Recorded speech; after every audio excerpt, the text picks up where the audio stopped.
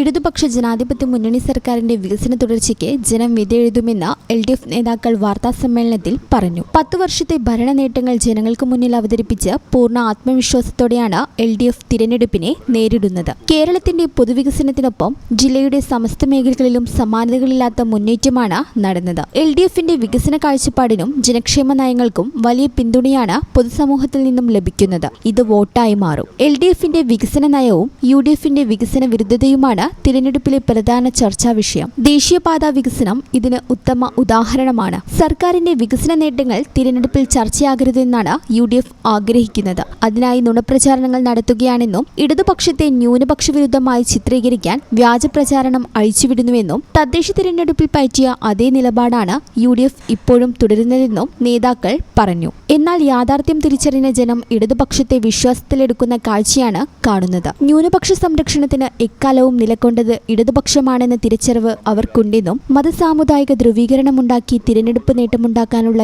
UDF നീക്കം നമ്മുടെ മതസാഹോദര്യത്തെ തകർക്കുമെന്നും ഉത്തരേന്ത്യയിൽ BJP പരീക്ഷിച്ച തന്ത്രമാണ് കേരളത്തിൽ UDF നടപ്പാക്കുന്നതെന്നും നേതാക്കൾ ആരോപിച്ചു. RSSനെ സഹായിക്കാൻ മാത്രമേ ഇത്തരം നീക്കങ്ങൾ ഉപകരിക്കൂവെന്നും മതനിരപേക്ഷ സമൂഹം ഇതിനെതിരെ വിധിയെഴുതുമെന്നും നേതാക്കൾ പറഞ്ഞു. വാർത്താസമ്മേളനത്തിൽ LDF നേതാക്കളായ VP Anil, PK Krishnadas, KP Ramanathan, Jaison Thomas, Musthafa Kadampot, സമൃദ്ധയിൽ, KP Peter, advocate Zafarulla, advocate A Janardhanan, M വിറ്റാജ്, മുജീബ് ഹസൻ, PH ഫൈസൽ എന്നിവർ സംബന്ധിച്ചു.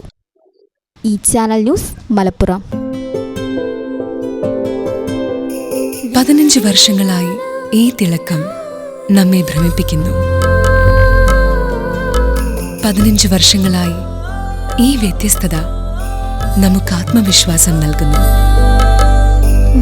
15 വർഷങ്ങളായി നമ്മുടെ ആഘോഷങ്ങളിൽ ഈ പാരമ്പര്യവും പങ്കാളികളാണ്.